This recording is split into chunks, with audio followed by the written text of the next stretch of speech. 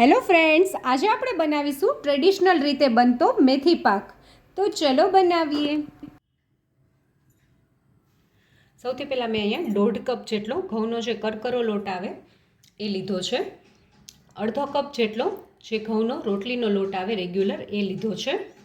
3 tablespoon જેટલો અડદનો લોટ લીધો છે. મેં અડદને ઘરે જ દળી લીધા હતા, એકદમ કરકરો લોટ લીધો છે. જે વાટકીથી મેં આ ઘઉંના લોટનું માપ લીધું છે એ જ વાટકીથી મેં 1.5 વાટકી જેટલું ઘી લીધું છે. ઘી મેં થીજેલું લીધું છે એટલે 1.5 વાટકી છે. અને 2 વાટકી જેટલો મેં ગોળ લીધો છે.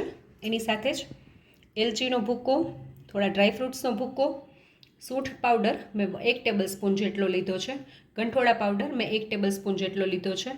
બાવળનો ગુંદ આવે છે એ મેં 3 ટેબલસ્પૂન લીધો છે. મેથી પાવડર મેં 4 ટેબલસ્પૂન લીધો છે.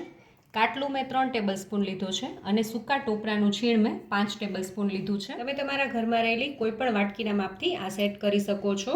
અને હવે આપણે મેથી પાક બનાવી લઈએ. સૌથી પહેલાં આપણે થોડું ઘી લઈ લેશું.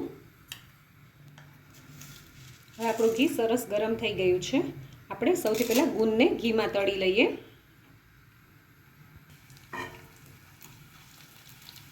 તમારે જો ગુંદને થોડો દળીને લેવો હોય તો બી તમે દળીને બી લઈ શકો છો. મેં અત્યારે આખા ગુંદનો જ ઉપયોગ કર્યો છે.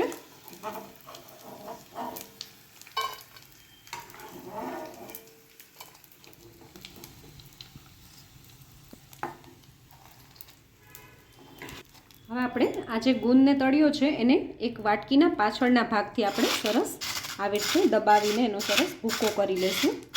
તમારે જો આખો રાખવો હોય તો તમે આખો બી રાખી શકો છો. તમે જોઈ શકો છો આપણા ગુંદનો એકદમ સરસ ભૂકો થઈ ગયો છે. હવે આપણે બાકીના ઘીને પણ પેનમાં ઉમેરી દઈએ. તમે જોઈ શકો છો આપણું ઘી સરસ ગરમ થઈ ગયું છે. હવે આપણે જે બધા લોટ લીધા છે એ બધા સાથે જ ઉમેરી દઈશું.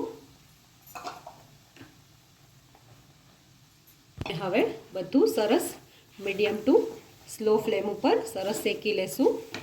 તમારે હાઈ ગેસની ફ્લેમ નથી રાખવાની, નહીંતર તમારો લોટ જલ્દી લાલ થઈ જશે. તમને એવું લાગશે કે લોટ શેકાઈ ગયો છે, પણ એકચ્યુઅલી લોટ શેકાણો નહીં હોય.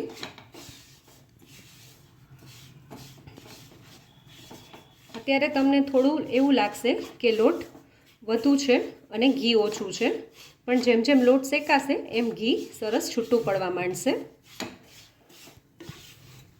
મેથી પાક બનાવતી વખતે અથવા કોઈ બી આવી રીતે પાક બનાવતી વખતે તમારે એ વાતનું ખાસ ધ્યાન રાખવાનું કે કોઈ બી વાસણ લો એ કાં નોનસ્ટિક હોવું જોઈએ અથવા તો જાડા તળિયાવાળું હોવું જોઈએ. 5 મિનિટ જેવો સમય થઈ ગયો છે. તમે જોઈ શકો છો આપણું જે ઘી છે લોટમાં રહેલું એ બી થોડું થોડું છૂટું પડવા માંડ્યું છે અને લોટનો કલર બી થોડો થોડો ચેન્જ થવા માંડ્યો છે. આપણે હજી 3 થી 4 મિનિટ સુધી લોટને શેકવાનો છે, જેથી કરીને આપણો લોટ એકદમ સરસ રીતે શેકાઈ જાય. મારી ચેનલ ઉપર તમને વિન્ટર સ્પેશિયલ સુખડીનો પણ વિડીયો મળી જશે. એની લિંક હું તમને ડિસ્ક્રિપ્શન બોક્સમાં આપી દઈશ. અને આના સિવાય પણ મેં વિન્ટર સ્પેશિયલ થોડી જે રેસીપી મૂકી છે એની પણ લિંક હું તમને ડિસ્ક્રિપ્શન બોક્સમાં આપી દઈશ. 13 થી 14 મિનિટનો સમય થઈ ગયો છે અને તમે જોઈ શકો છો આપણું જે મેથી પાકનો લોટ છે એ એકદમ સરસ શેકાઈ ગયો છે અને એમાંથી ઘી બી છૂટું પડવા માંડ્યું છે. અને તમે જોઈ શકો છો એકદમ સરસ હલકો હલકો આપણો લોટ થઈ ગયો છે. આ સાઇન છે કે આપણો લોટ એકદમ સરસ શેકાઈ ગયો છે. હવે આપણે ગેસની ફ્લેમ સાવ લો કરી નાખવાની છે અને આપણે જે તળેલો ગુંદ છે એ આમાં એડ કરી દેશું અને ગુંદને સરસ પહેલાં મિક્સ કરી લેશું આપણે લોટમાં.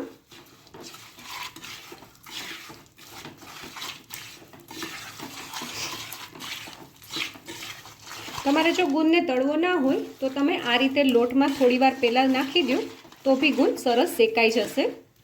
તો બી ગુંદ લોટ શેકાવાની સાથે સરસ તળાઈ જશે. અને હવે આપણે ટોપરાનું છીણ એડ કરી દઈશું અને એની જ સાથે આપણે મેથી પાવડર બી એડ કરી દઈશું. અને હવે આપણે બંનેને પહેલાં મિક્સ કરી લેશું. અને હવે આપણે કાટલું પાવડર એડ કરી દઈશું. એની સાથે જ ગંઠોડા પાવડર, સૂંઠ ઇલાયચી પાવડર અને ડ્રાય ફ્રૂટ્સ પણ એડ કરી દેશું અને બધું સરસ મિક્સ કરી દેશું. આ સમયે મને લોટ થોડો કોરો લાગે છે તો હું આમાં થોડું ઘી એડ કરીશ, લગભગ 1 ટેબલ સ્પૂન જેટલું. આવી રીતના પાકમાં તમે આ રીતે ઘીને એડ બી કરી શકો છો. અને હવે આપણે બધું સરસ મિક્સ કરી લેશું. 1 થી 2 મિનિટ થઈ ગઈ છે અને મેં બધું સરસ લોટની સાથે શેકી લીધું છે. હવે ગેસની ફ્લેમ બંધ કરી દેવાની છે અને આપણા પેનને સાઈડમાં લઈને જે આપણે ગોળ રાખ્યો છે એ આમાં એડ કરી દેશું. મેં ગોળને બંધ ગેસે જ એડ કર્યો છે. જો તમારા ઘરમાં થોડું વધુ ગળ્યું ખવાતું હોય તો તમે થોડો વધુ ગોળ લઈ શકો છો, પણ આટલા લોટ માટે આટલું માપ પરફેક્ટ છે.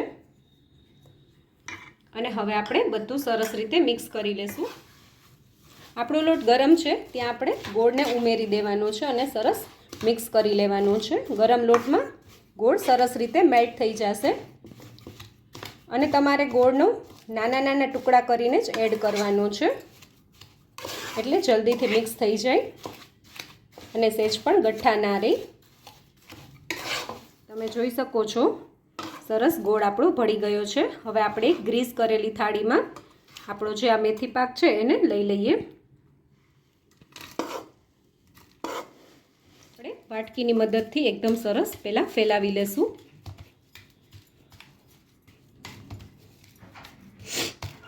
તમે જોઈ શકો છો થાળીમાં એકદમ સરસ આપણો મેથી પાક પથરાઈ ગયો છે. હવે આપણે મેથી પાકની જે આ સાઇડ્સ છે એને પણ આવી રીતે સરસ બેસાડી દેશું, જેથી કરીને આપણે જ્યારે કટ કરીએ ત્યારે અહીંથી ભૂકો ન થઈ જાય. હવે આપણે થોડા કાજુ બદામની કતરણથી સરસ ગાર્નિશ કરી દેશું આપણા મેથી પાકને. હવે આપણો મેથી પાક ગરમ છે એટલે આપણે સૌથી પહેલાં એમાં કટ કરી લેશું. ગરમ છે ત્યાં જ આપણે કટ કરી લેવાના છે, જેથી કરીને ઇઝીલી સરસ કટ થઈ જશે.